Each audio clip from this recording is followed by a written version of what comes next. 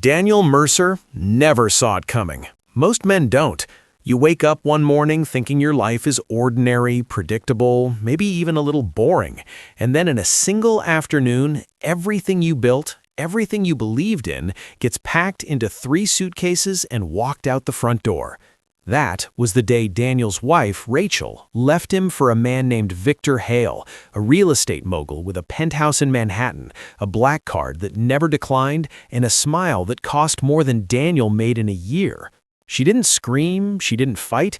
She simply looked at Daniel, standing in their small kitchen, still wearing his work boots with dried mud on the soles, and said, "I deserve more than this."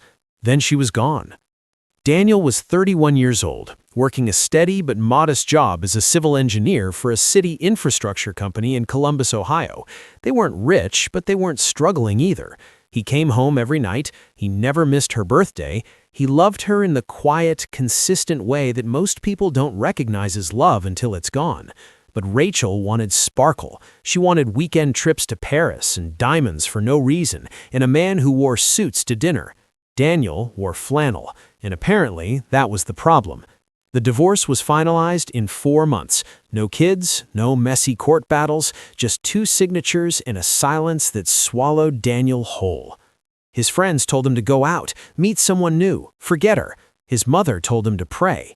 His father, a man of very few words, sat beside him one evening on the porch and said only this: "Son, don't let this make you small. Let it make you focused."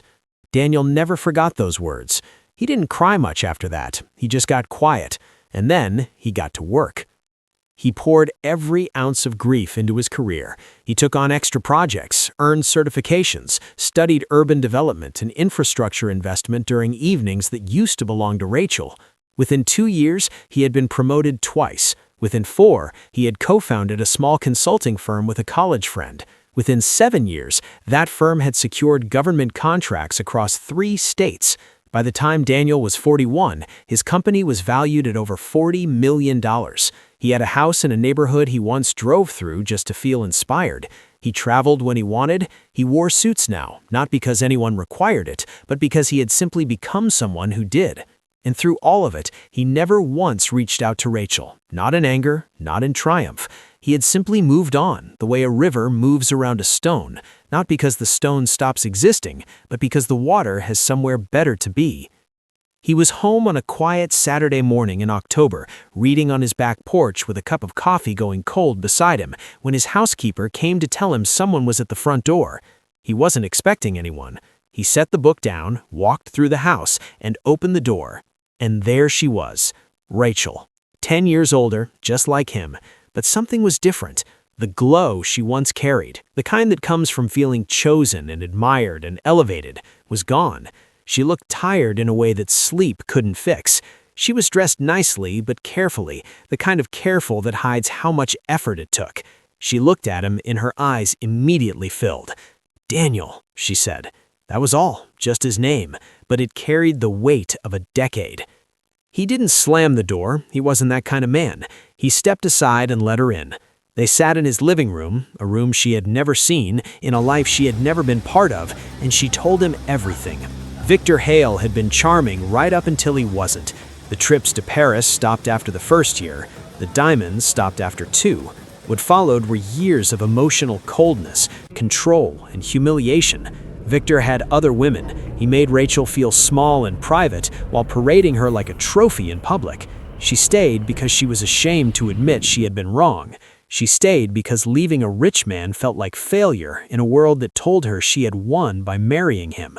But eventually, the pain grew louder than the pride, and she left. The divorce took everything she thought she had gained. The prenuptial agreement Victor had insisted on left her with almost nothing. She was 40 years old, starting over, and for reasons she couldn't fully explain even to herself, she had ended up on Daniel's doorstep. She wasn't there to beg. She wanted him to know that clearly. She wasn't there to ask for money or a second chance or even forgiveness.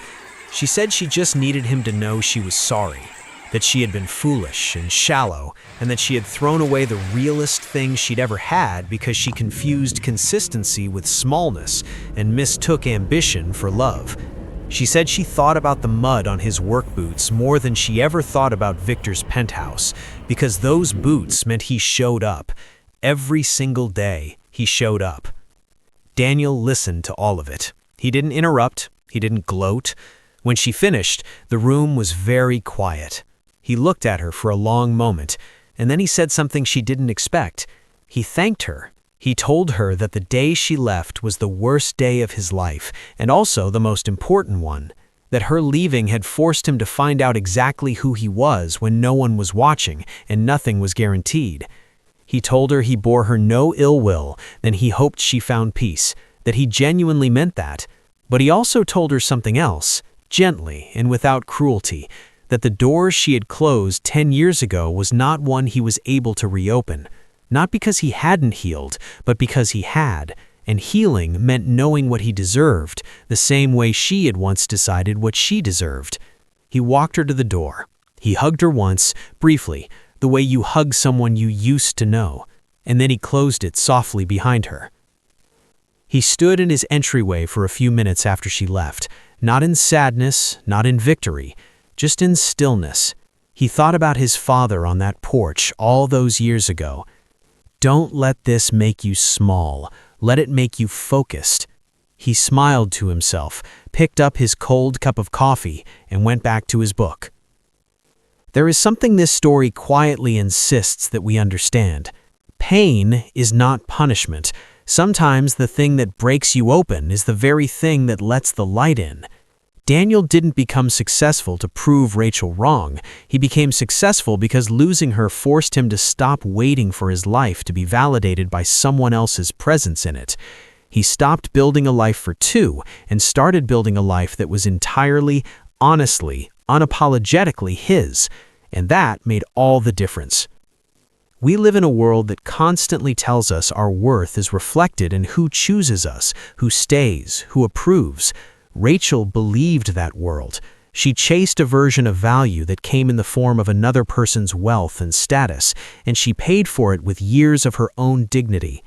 Daniel, on the other hand, was forced by heartbreak to find his worth from the inside out, and what he built from that place, quietly, stubbornly, without applause, was something no one could take from him. Not a divorce, not a contract, not a prenup. The moral is not that rich men are bad or that humble men always win. The moral is simpler and more universal than that. People who leave you for something shinier are sometimes doing you the greatest favor of your life because they are clearing the space for you to become exactly who you were meant to be, without compromise and without distraction. The right person will never make you feel like your work boots are a reason to be ashamed. The right person will understand that showing up every single day, in the mud, in the quiet, in the ordinary, is the most powerful thing a human being can do. If Daniel's story moved something in you, if it reminded you of your own silent seasons of rebuilding, or if it simply gave you the courage to keep going, then this channel is exactly where you belong. Every story we tell here is built on one truth. Real life is more dramatic, more emotional, and more transformative than anything Hollywood could script. If you felt that today, hit the like button right now because it tells us you're ready for more. Share this with someone who needs to hear it, a friend who's going through a breakup, a family member who feels forgotten, or anyone who has ever been left and wondered if they'd survive it. They will. Subscribe to Uscape One so you never miss a story like this one, because every week we bring you a new chapter of real human strength, real heartbreak, and real redemption. The next story is already waiting for you. Don't miss it.